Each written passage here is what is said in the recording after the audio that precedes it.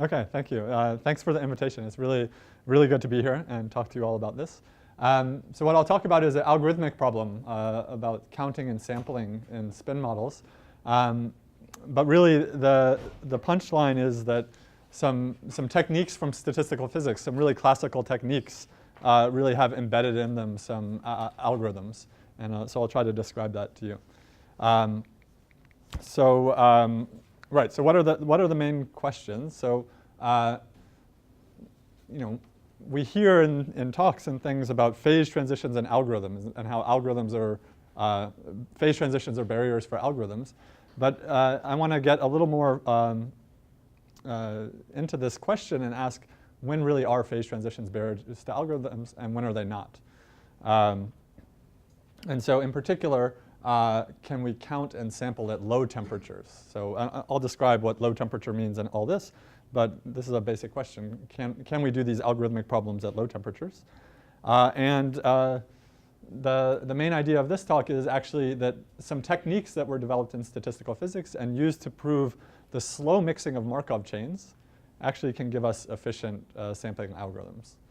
So a bit counterintuitive, but hopefully you'll stick with me and see what I mean. Okay, and this is joint work with, this is in 2 papers, joint with Tyler Helmuth and Hus Rex, and then another paper with Matthew Jensen and Peter Kivash from Oxford. Okay, so just to be concrete, I'll focus on the POTS model to start. And so what is the POTS model? It's a random assignment of Q colors to the vertices of a graph. And how is the probability distribution specified? The probability you see a particular assignment is proportional to e to the minus beta times the number of bichromatic edges in this graph under this particular coloring.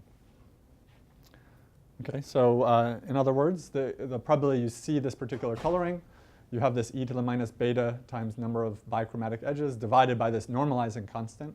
And this is just the sum over all possible colorings of this e to the minus beta factor. And this is the partition function. And somehow in statistical physics, if you can compute or approximate this, then you really have understood the model.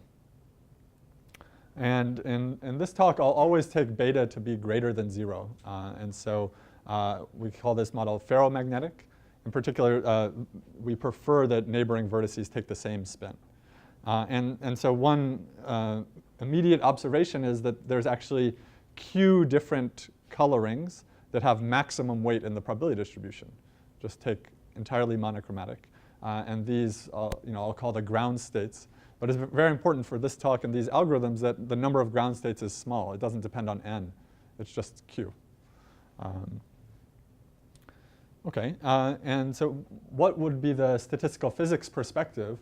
They would try to understand the POTS model on this infinite graph ZD.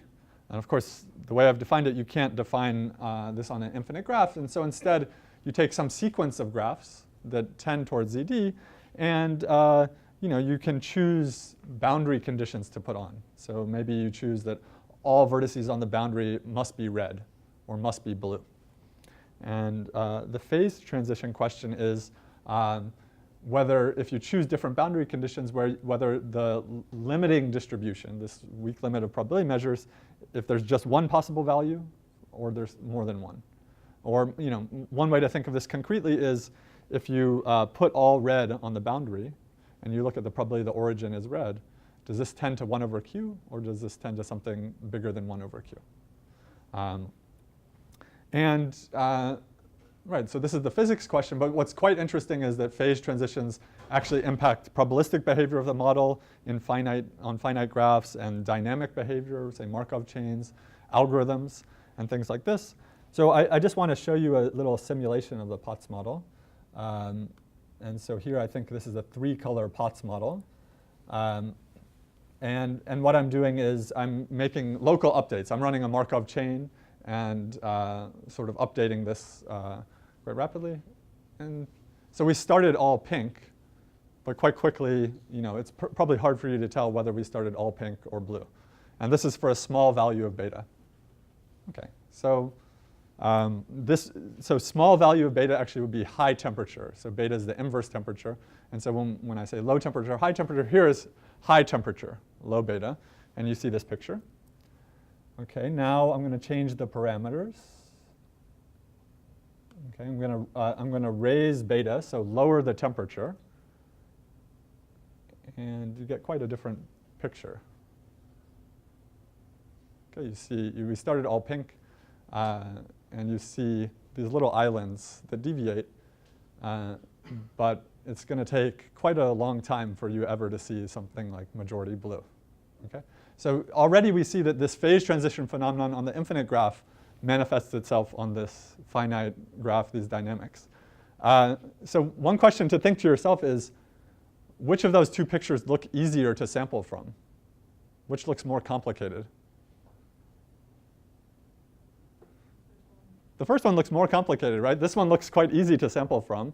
But actually, in terms of our understanding, the first case is the one we understand, and this is the case where we don't understand. And so somehow that was in my mind. I felt that was not right, that this low temperature, where you just see these deviations, should be hard to sample. And so that's what we want to try to correct. Let me also define one more model, because this will come up, but the hardcore model. So this is a random independent set from a graph, so a set of vertices that don't form an edge, and you choose the random independent set with probability proportional to lambda to the number of vertices. And you can ask these same questions about phase transitions, and you also have these dynamics.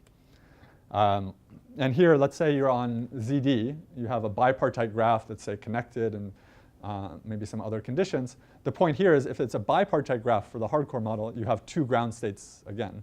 So the number of ground states is bounded. You have all even vertices occupied or all odd vertices occupied. Okay? So somehow for hardcore, the fact that you're on a bipartite graph should make quite a difference. Okay, so what are the algorithmic problems associated to these models? One is this normalizing constant. We would like to compute a number, z, like let's say z hat, that's close to the partition function. So 1 plus epsilon factor. That's the approximate counting problem. And then the sampling problem is just output some random sampling, a random coloring for the Potts model, so that the distribution of this configuration you output is close in total variation distance to the true distribution. These are the algorithmic problems, and what do we mean by efficient? So for the purpose of this talk, let's say we want algorithms that run in polynomial time in the number of vertices of the graph and in the 1 over the error parameter epsilon. And if you find such a thing, then it's called the counting problem is called a FPTAS or FPRAS, fully polynomial time approximation scheme, or fully polynomial time randomized approximation scheme if you use randomness. And we'll say the sampling algorithm you get is called an efficient sampling scheme. But the point is you can plug in anything you want for epsilon. It could be like 1 over n, 1 over n to the 10. Yep. The anti-ferromagnetic coloring of bipartite graph also has simple ground states. Yeah. Are you going to talk about that? I'll mention that at the end. But this also falls in this general class of models that should fit into this framework. Exactly. You can, yeah. Okay, so what are some approaches to these algorithmic problems? One is to run a Markov chain whose stationary distribution is a true distribution. And one example is just to pick a vertex, forget what spin is at that vertex, and update randomly based on its neighbors. Okay, and this is good. This converges to the stationary distribution, but if you want to use it as an algorithm, you want to know how long does this take. And so one measure is the mixing time, how many steps you need so that the total variation distance is small. I won't go too much into that, but one thing is if you have something called strong spatial mixing, you have some nice property of the infinite volume measure, then you can get fast mixing of a Markov chain. Okay, and so one thing that's known is, and depending on which model and which D in ZD, but it's known that you can get efficient counting and sampling algorithms for small beta or small lambda, high temperature, on, let's say, subsets of ZD in the torus. And in fact, in general graphs. So this is high temperature result. But on the other hand, we know actually some results that say this local Markov chain can't sample even from ZD, even from the torus, say. And so there's slow mixing results. So we have one that says if you run Glauber dynamics for the hardcore or Potts model, you get slow mixing. There's an algorithm called the Swenson-Wang dynamics for the Potts model where you're also allowed some global flips of colors, which seem to help quite a lot, but still you get slow mixing at some critical temperature, and lots of other results. Right, so we have some, even for these special graphs, we have some negative results for Markov chains. What's interesting is that what I'll tell you actually uses the techniques that were in these papers, but turns these into algorithms. OK, so let me just mention some other special cases. So the Ising model, the Q equals 2 case of the Potts model, actually, we know efficient counting and sampling algorithms for all graphs. So forget being specialized to ZD. We just know efficient algorithms for all graphs. OK, so this we know. High, low temperature, it doesn't matter. And then on Z2 in particular, so using the fact that the special structure of Z2, we do have that this Swenson-Wang Markov chain mixes in polynomial time anywhere but critical.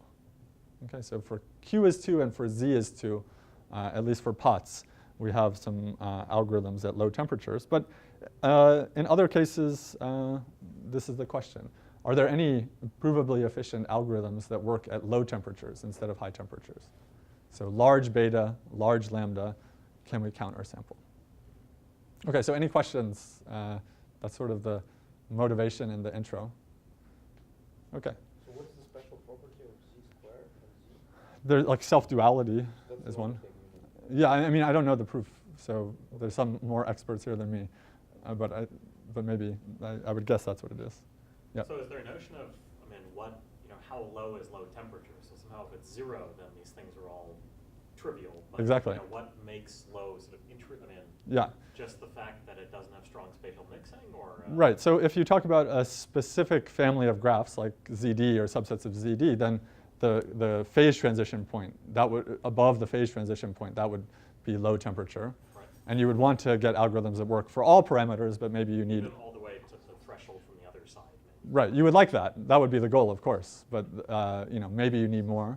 And then for general graphs, who knows what the right notion of high enough or low enough. But I'll get back to this in the end, because there's a complexity class that is defined about bipartite independent sets. But I'll get back to that. So other questions? Good. OK, so so one other example, and this will be nice because somehow it's a simple example of this approach, is that you can define these models on, let's say, random regular graphs or random regular bipartite graphs. And a very important result for the hardcore model is that you get slow mixing above the critical value, the uniqueness threshold on the infinite tree. And this was an ingredient in the proof by Sly and Sly-Son that approximating the independence polynomial is NP hard for general graphs above the tree uniqueness threshold. But if we just think about this problem on a random bipartite graph, we know that the Markov chain mixes slow above this special value of lambda. And below some uniqueness threshold, we have algorithms, but we can ask, just for these random regular graphs or random bipartite regular graphs, can we do anything at low temperature or not? Right. So are there any efficient algorithms in this phase coexistence regime? OK, so here are the results, and then I'll tell you what ingredients go into them. So the first result is look at ZD. So look at, say, the torus or the torus on ZD. And there's large enough beta, there's large enough lambda, so that you get efficient counting and sampling algorithms, let's say to any polynomial accuracy, if beta is large enough and lambda is large enough. And beta and lambda just depend on D. And moreover, if you fix like monochromatic boundary conditions, all red or all even occupied, then you get a real FP-TAS and efficient sampling scheme. OK, and so right, you can ask what is beta and what is lambda. For the moment, these are very large, let's say. But you can be more refined and get smaller values. And then, so the running time is it's polynomial. If you think of D as fixed, it's something like n over epsilon to the log D. So this is not like something you would get from a Markov chain where you would get something like n log n.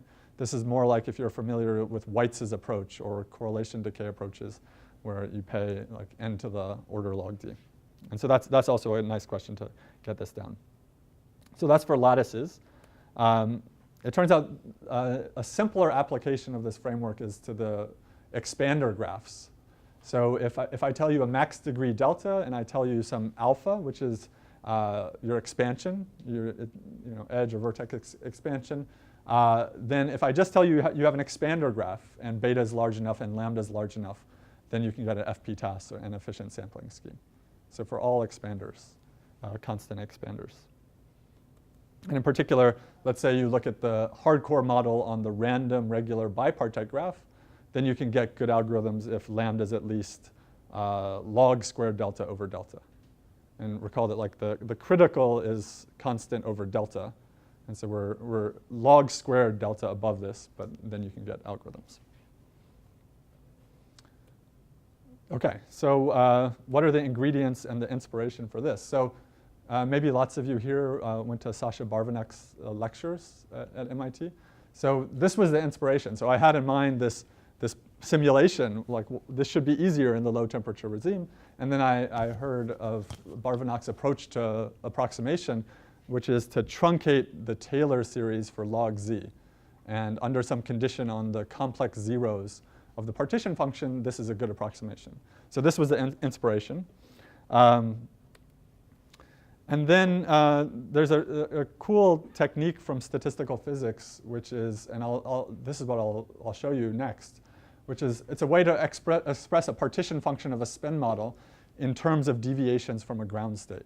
And so you can take a general spin model and a ground state and you can write a new model that's some sort of hardcore model, but you sort of switch from low temperature to high temperature. And that's sort of the key here. And then doing this for ZD is quite a bit more complicated, and it gets into something called Pirogov's-Sinai theory. And so this is like the systematic study of contour representations of spin models, which have been used to really understand phase transitions on lattices. And now we want to turn this into algorithms. And then finally, the actual algorithmic ingredient is something called the cluster expansion. And so this is a particular series expansion for a log partition function that has some nice properties. And some condition for convergence by Kotecky-Preiss turns out to be very convenient and useful, and I think has lots of other applications. Right, those are the ingredients. OK, so any questions before I get into an example? Good. OK, so what the running example now will be, we'll take the ferromagnetic Potts model. We have some expander graph. And so here by expander, I mean if you take some subset of vertices at most half the graph, the number of edges going out of the subset is at least alpha times the size of the set. And I'll basically sketch the whole algorithm and proof up to these ingredients from statistical physics. OK, but the first question is, what do you typically expect to see if you take a sample from the model for large beta, low temperatures? And so you expect to see this picture that we saw in the simulation. One of the Q colors is dominant, and then you see some deviations. OK, good. So I'll label these deviations. So gamma 1, gamma 2, gamma 3, gamma 4. And what properties do they have? So each gamma is a maximal connected component of non-red vertices. So the colors of their vertices are not red. They're connected, and they're maximally connected. So the different gammas are disjoint. They're a distance at least 2. OK, and they're small, right? So let's say they're just size at most n over 2. So that's the properties of these deviations. And for each of these deviations, I can say that B of gamma is the number of bichromatic edges incident to gamma. So this includes maybe a bichromatic edge inside, so that gamma 3 has 2 bichromatic edges inside. But it also includes all the edges going out, because these are all, by definition, to red vertices. And so in particular, because it's an expander, B of gamma is at least alpha times the size of gamma. Okay. And so that will be critical as we go on. And now I can just write the weight of this configuration. Remember, the weight of this configuration was e to the minus beta times number of bichromatic edges. I can write this as a product over these deviations. So it's just the product over these gammas, e to the minus beta times b of gamma I. OK, so that's kind of nice already that you see there's some factorization going on. OK, now what I can do is I can define some sort of partition function. And I'm summing, what am I summing over? I'm summing over all possible collections of these deviations. Okay, but I insist that they're compatible. So I insist that in a collection, they're all at distance at least 2. Right? So they could actually correspond to a spin configuration. And then I multiply over all the deviations in this collection, this e to the minus beta times the number of bichromatic edges. OK, so that defines some function z red, I'll call it, because we're thinking of red as this dominant color. And so here's actually a quite simple lemma to prove, which is if beta is large enough, so 5 log q delta over alpha, then if you multiply z red by q for the different ground states, this is a really excellent approximation to the true partition function. So it's a 1 plus e to the minus n approximation. OK, and this is not surprising to anyone that knows Markov chains. This is essentially a slow mixing result. Okay, it's saying that you have some cut in your state space separating the different colors and this exponentially small. But what's nice for us is, what does this say? This says that, OK, if you want to approximate the partition function, you just have to approximate z red, okay, and then multiply by q. OK, so this is just slow mixing. But we'll go a little bit further than slow mixing. Slow mixing, you say there is an exponentially small cut, but you don't say what happens in the pieces, the big pieces that you're cutting apart. So what exactly is the connection between this and slow mixing? So the intuition is that you have these like bottleneck cuts that are so small because of the torpid mixing that corresponds to the amount that you're like over under counting. Yeah. When you take the z red, z blue, and this kind of thing. Exactly. So, okay. Like there's. And you overcounting, right? Overcounting. Yeah, I mean, it depends on exactly how you define these, like if it was less than n over 2 or less than or equal to n over 2. But there's some overcounting and some undercounting, and this says both combined. Good. OK, so that was a specific model, but it fits into a really nice framework called abstract polymer models. The name polymer model somehow is a bad name because in statistical physics there's also polymer systems that represent real things, but this is historic. I think de Bruijn tried to introduce some terminology, animal models, but it didn't catch on. So what is it? It's a way, as I said before, it's a way to map a spin model to a generalized hardcore model. And you can define it quite abstractly, but for our setting, it's enough to define it as follows. A polymer is just some connected subgraph of a host graph, G. Okay, maybe it has labels as well. That's fine. And each polymer comes with a weight function. Okay, it could be positive valued function. It could be complex valued function if you're interested in complex zeros, but it's just some function. And we have some compatibility relation. We just say that in the host graph, 2 polymers are compatible if their distance is greater than 1 as subsets in the host graph. Okay, and then you can define the polymer model partition function. And again, it's a sum over pairwise compatible sets of polymers, product of the weight functions. Okay, so of course, example is what I just gave you. This z red fits exactly in this model with the weight of a polymer being e to the minus beta times b. But there's a simpler example, and the simpler example is just the hardcore model itself. So you have your graph G. The polymers are just single vertices. Okay, and each vertex comes with weight function lambda. Okay, and then what is a set of compatible polymers? Well, it's a set of vertices whose pairwise distance is at least 2. And you multiply the lambdas, so it's lambda to the size of the independent set. And so it's exactly the hardcore partition function. And in general, this polymer model partition function, you can imagine the incompatibility graph of polymers. And it's really a multivariate hardcore model on this incompatibility graph. So it's just multivariate hardcore model, but it has this extra information, the geometry inherited from the host graph, which is quite interesting and useful, and that's what we'll really exploit. So this is the abstract polymer model. And now what's the cluster expansion? So a cluster, gamma, it's going to be an ordered multi-set of polymers. So when there's abstract polymer model setting, polymers are these connected subgraphs. And now I have an ordered multi-set of polymers. And I insist that the incompatibility graph is connected. Okay? So somehow the polymers must overlap in some way. Okay, so what's an example of a cluster? An example of a cluster, it's a multi-set. So we could have the same polymer 3 times. Okay, so if this is our cluster, its incompatibility graph is a clique, because every polymer is incompatible with itself. Okay, so that's a cluster. And then there's some combinatorial function that will play a role. It's called the Ursel function. And this is just a function of a graph. You say 1 over the number of vertices factorial. Then you sum over all edge sets, subsets of the edge set, so that the resulting graph is spanning and connected, and -1 to the number of edges. I do wonder if this looks familiar to people. It comes up a lot in lots of different contexts. Yeah. G is, oh yeah, G is H. This G is H. Thank you. Good. Yeah, so I don't know if this looks familiar. It is an evaluation of the Tup polynomial. It's also the linear coefficient in the chromatic polynomial of H. And it also is closely connected to cumulants, joint cumulants of random variables.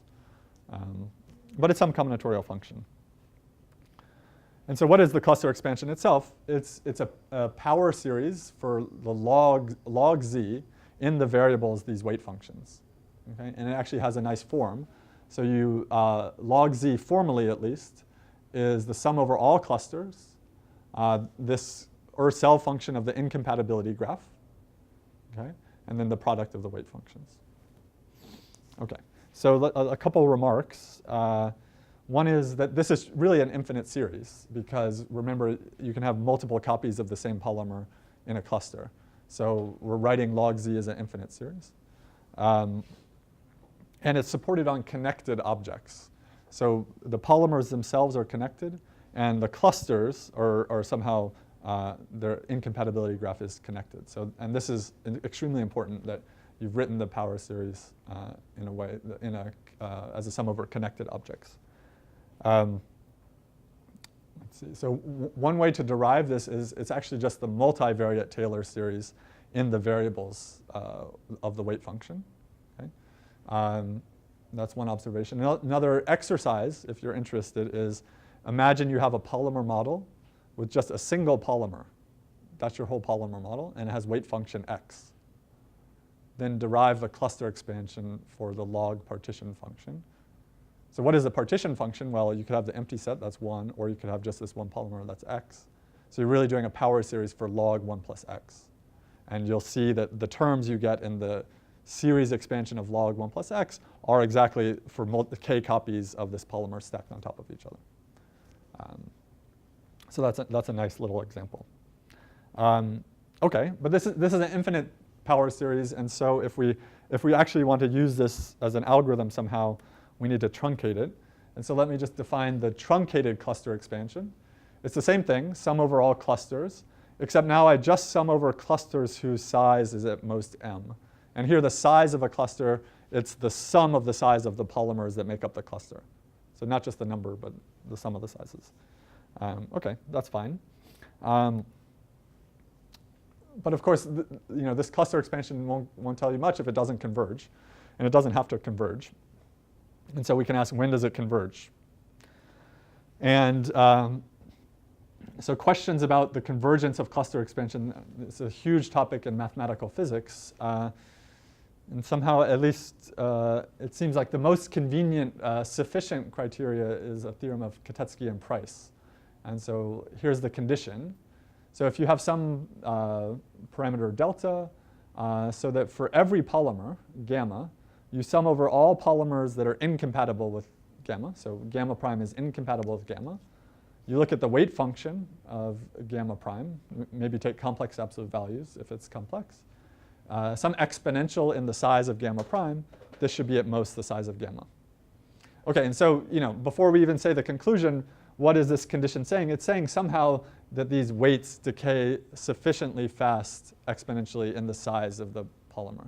So certainly you have to kill off that e to the something, but you also have to kill off maybe the number of possible polymers incompatible. Okay, and what conclusion do you derive? Well, first you know that the cluster expansion converges absolutely, and you get a nice error bound. So the difference between the real log partition function and the truncated cluster expansion is at most number of vertices in the host graph times e to the minus m over delta. Okay? So in particular, if you want a good approximation, you just have to take m to be something like log n over epsilon. So I guess That should be times delta. Yeah. So unlike, I mean, in Barbanach's usual things, it's you prove zero freeness in a region, and then you get this type of truncated approximation. Yeah. So here it's following directly from this this Yes. type of condition. Yeah. So I could have put another bullet point here in conclusions. Another conclusion is that z is not 0, because certainly if the cluster expansion converges, the log part, if log is convergent, yeah. And so this is actually a method to prove zero-free regions. I see. Okay, and so Barbanach has lots of cool methods. Think about it is it's a method to prove zero freeness. Exactly. Yeah. This is the standard type of consequence once you know. Exactly. zero free. Yeah. Although since it's stronger than the fact of zero freeness, you obtain different information. And so, actually, David and I have talked about this. It's not, from this condition, you get decay of correlations, exponential decay of correlations. It's not clear if you just know zero freeness if you get decay of correlations or not. Yeah. So it's quite closely related. Okay, so what's the algorithm? So like we said, if you have this condition, you just want to compute this truncation up to some m that's logarithmic. And why should you be able to do this? Well, the first thing that you do is first enumerate all clusters of size at most m. And here's where the fact that it's connected comes in. You have some bounded degree graph, and now you have these connected things that are made up of connected things. So you actually can enumerate all of the clusters in polynomial time up to size log n. It's something like delta to the log n. Okay, but it's extremely important that it's connected there. Next, you have to compute this combinatorial thing. And it's not immediately obvious because the definition makes it look like you have to sum over all possible edge sets of a graph. But it turns out there's a cool result that says you can compute the coefficients of the Tut polynomial in vertex exponential time. Who knew? But it's helpful. Okay, and then once you do that, then you sum up and you output the exponential of the truncated cluster expansion. And under this Kotecky-Preiss condition, you get a good approximation. So that's the algorithm. And so actually, essentially all the work is done for us. The fact that these are connected, this was at the heart of all these statistical physics methods for showing convergence. Okay, so let's finish our example. We have the Potts model on the expander graph, and we just need to verify this Kotecky-Preiss condition. And so what kind of calculations will you do? So first, you're going to use the fact that as we said, because it's an expander, the number of edges coming out of a set is at least alpha times the size. And so the weight function is at most e to the minus beta alpha times size. Okay, that's good. So we do have some exponential decay of polymer weights. And then we'll also just use some counting lemma that says the number of polymers of size k containing a fixed vertex. Well, you have to look at all the possible connected subgraphs of a max degree graph containing a vertex. You have to label them with colors. Okay, but these are both exponential in k. That's good. Okay, and then it's a calculation. So if you sum over all possible polymers incompatible, well, there's like size of gamma times delta plus 1 starting points at most. Then you sum over all possible values of k. And you see this is all just some geometric series. Okay, and so if, in particular, what does beta need to do? Well, beta times alpha needs to kill off like a log q and a log delta. and that's where you get this. But it's similar to these slow mixing proofs where you have some piles condition and then you're counting contours. It's the same type of trade-off. Okay, so any questions about that? So that's the basic algorithm, how you can take polymer models and cluster expansions and turn them into algorithms. Okay. So, but for ZD, this completely fails, right? So the key we had was that in this expander graph, the penalty you paid in switching colors was proportional to the size of the non-red thing. But here, now we're in ZD, Potts model. The penalty you pay for switching colors from white to green is proportional to the boundary, not the volume of the set. Okay, so that would completely fail. Okay, so there's a much more sophisticated version of polymer models called contour models. And one way to think of it is it's like a polymer model, but with boundary labels. And so what I'm trying to represent here is black are contours. And every contour, contours have some exterior, and so they're labeled. So the label of all of these bigger contours is white going out. But contours also sometimes have interiors. And so, for example, the interior label of this contour is green, because it's inside, somehow you switch to mostly green.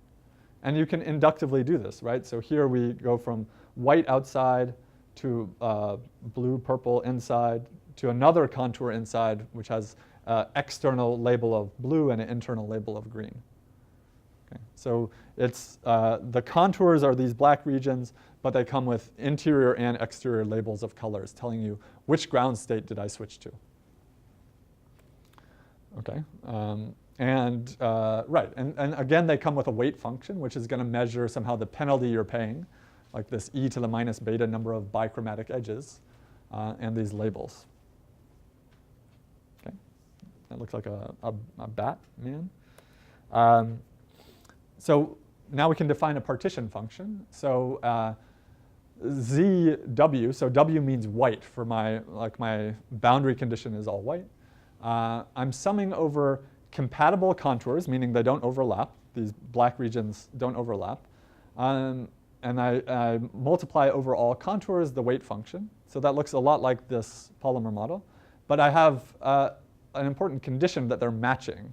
And what do I mean by that? I mean, like all the exterior labels on these outer ones are white. They all match. If I look at the interior label of this one, it's blue, and the exterior one of anything in the first level inside it matches. So you have all these matching label conditions. And this is quite bad, right? So this, it's like a polymer model, but you have these long-range conditions. It's not a hardcore model. Okay, and so, so what can we do?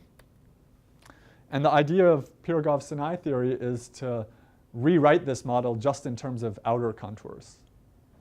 Okay, so what I'm doing here is I'm erasing any of these inductive things. So on the left, you have some black contours inside black contours. And now I'm just erasing that. And I'm ignoring that. I'm not looking. Okay, so these are the outer contours of this configuration. And so what you can do is, now what you can do is say, what do I sum over? I sum over possible outer contours. So now they're compatible. They have the same outward label, which is white, and they can't lie inside each other. That's the external condition. But the weight function changes. So I still multiply the weight functions, but now I also have to go into each interior region and multiply by a new partition function. So this is like, what label is the interior label? That's my boundary condition for the inside partition function, and this is my region, the interior of this. Okay. Right. So this is good. So this is a polymer model. Okay. So you have some compatibility relation, which is just this external condition, and you just have a new weight function. So the gamma external weight function is the weight function times the product of these interior functions. Okay, that's good. So what I'll say is that, okay, so the algorithm will just involve this, but you can certainly object that these weight functions do not have exponential decay. right? You have these exponential terms in the volume. So the real work in Pirogov-Sinai theory is doing yet another representation where you have ratios of partition functions and showing that this converges. Okay? For the algorithm, we can just work with this. But proving convergence of cluster expansion and things like this, you have to do yet another representation. Okay? And that, so is there a combinatorial way to think about what that ratio of partition functions, is needing about the graph? So it's not constant expansion. What? Yeah. So is it a relative expansion of? So it's trying to say that. So the condition you would need is that somehow, if you switch boundary conditions, Yeah. that you want to pay a cost that's at most proportional to the boundary. Okay. And so this will tell you that this converges somehow. And there's lots of inductive arguments to prove this. In the case of like Potts model, it turns out to be quite easy because things cancel. If I switch boundary conditions for the Potts model, I don't change the partition function. But actually, real Pirogov-Sinai theory, they actually care about adding little external fields to understand the phase diagram. So it's quite involved. But what I will say is and this is an open research problem, just defining boundaries and interiors really relies on the geometry of ZD and is completely non-trivial. So if I tell you, prove to me that, if you have a connected subset in ZD, that its boundary is, connected in steps of length 2, it's not so easy. And so defining this for general graphs would require really understanding what these geometric concepts mean, which is interesting, but I think challenging. Okay, so here's the algorithm. So we have this polymer with these new weight functions. We have to check convergence criteria, and this is all done for us. There's a nice paper of Borgs and Embry that do general contour models on ZD. And then we have to compute these weight functions. It's no longer just, the weight functions aren't easy to compute. They involve partition functions themselves. But what we do is we can approximate these weight functions inductively. So we start off by doing it for contours that can't contain other contours, and then work our way up. Okay, and so just as an example, what are these contours?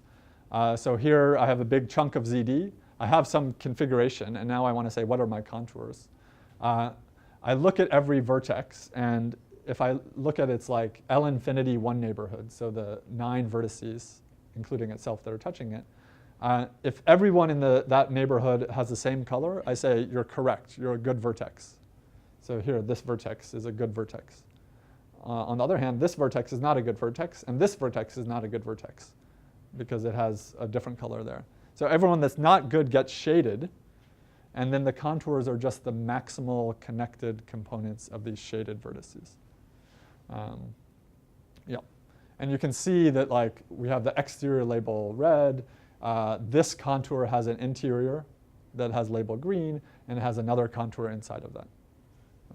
And so this is how it goes. And the important point is that the number of bichromatic edges is proportional to the size of the contour. Okay? And size of the contour, I don't mean the volume inside it, I mean just the shaded. So it does satisfy a piles type condition, and this is what allows you to have an algorithm. I mean, that's what gives you the convergence proof? Or Yes. Okay. Yeah. So the fact that there is a piles condition lets you say, if I take beta large enough, I get convergence. Okay, so good. So those are the algorithms. And as I said, the running time's polynomial, but it's quite bad, n to the log delta. So a very, very nice question, is there a better algorithm? And so here's somehow a meta algorithm for this type of problem. What I think you should do, this is what the simulation suggested. Just pick a ground state at random and just run Glauber dynamics started from all red or started from all even occupied, and run it for n log n steps, and then output what you get. And maybe you have to balance the probabilities you choose the ground states, but you can do this by approximating the partition function. Potts model, it's symmetric. And so, so I think that's a great open problem. Show that that works. That should be the correct algorithm. And I know that if you ask a physicist to simulate one of these models at low temperature, that's what they'll do. And this would give a much faster algorithm. That works in what sense? It will sample from the cluster,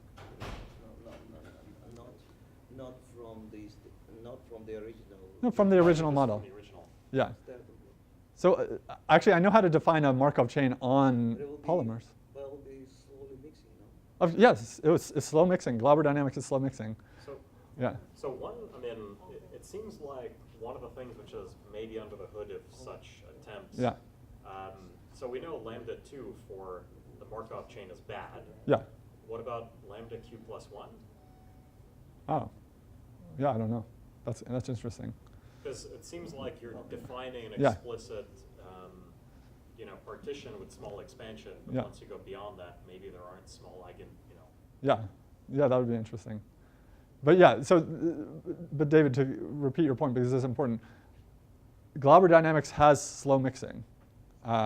But mixing time is too strict a definition if you actually want an algorithm. So you don't have to start in the worst case. And you can also add some additional randomness over where you start. And so what I'm saying, if you choose the right randomness over where you start, then do this, then it approximates the stationary distribution, even though it mixes slowly. So like it mixes faster conditional distribution. Exactly. Conditional majority. Exactly. Okay, so that's an open problem. Another sort of underlying this is a computational complexity problem, which is look at the ferromagnetic Potts model and the hardcore model on bipartite graphs. Worst case over all input graphs, is this hard or not? So we know that hardcore model in general graphs is NP hard above this critical lambda, but as you said, like if lambda was infinity, the problem would be quite easy. You output a maximum independent set in a bipartite graph. We can do that.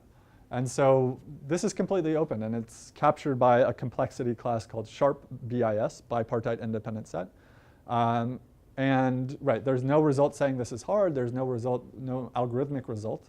And lots of problems reduced to this. So this captures ferromagnetic Potts, hardcore on bipartite, captures interesting things like counting the number of stable matchings and like the stable matching problem. But we really don't know. So one question would be, for what classes of graphs can we define this contour model? As I was saying, when can you define interior, exterior in the right way? So one conjecture would be, if you have a transitive graphs that really are not one-dimensional, in whatever sense you want that to be, then you should be able to do this. 1D, this fails, but there's other ways to count. So resolving this would be nice. I think the general consensus in the approximate counting world is that sharp BIS is hard, but not NP hard, which is kind of frustrating. Then what can you possibly prove? I kind of think that maybe it's not hard, so maybe it's worth working on. OK, so that's it.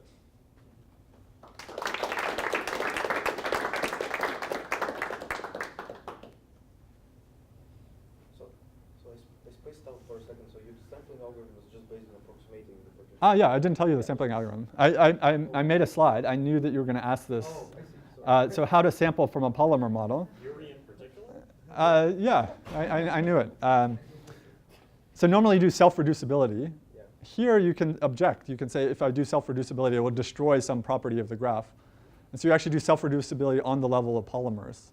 You think, I look at a vertex, what polymer, if any, occupies here? And then you approximate a bunch of partition functions, add it or not, and then remove all polymers from your bag of polymers that are incompatible.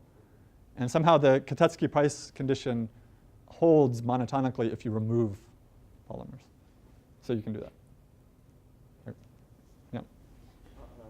Trying to understand the relations of what would be the power of Perkins method. It looks like at least in the vanilla version, Perkins method would fail in the regime you're looking at because he approximates a partition function by small size, objects like small independent sets, small matchings, and so on. And that's not what you do. Right. So if you look at his log partition function and do his approximation, it looks like it wouldn't work. Well, you can make his approach work, but you have to do two things. The first is to, What you have done. Yeah. First, you have to separate the partition function into two parts, Yeah. the mostly even, mostly odd. Yeah. And then what we do show is a zero freeness result. We say if you look at mostly even, then outside there's no zeros. Yeah. And then his coefficients, they're not the number of independent sets of small size k, it's the number of independent sets of size n over 2 minus k. Yeah, small in terms of cluster. Small. Exactly. And so you can make it the same. That's why I said vanilla. Yeah. Corvinus method. Yeah. I mean, this is how we got into this. We were trying to apply his method, and then we said, okay, how can you possibly prove a zero-free annulus in the hardcore model? And we realized, actually, this is what statistical physicists have been doing. This is exactly what pure Gauss-Deny theory is. It's proving a zero-free annulus? Or Yeah, if you think like low temperature, pure Gauss-Deny theory is trying to say when is your free energy analytic at low temperature, so outside, and you're switching, so it becomes a disk. Yeah. So it really is exactly what you would need. Other questions? Thank you. Thanks.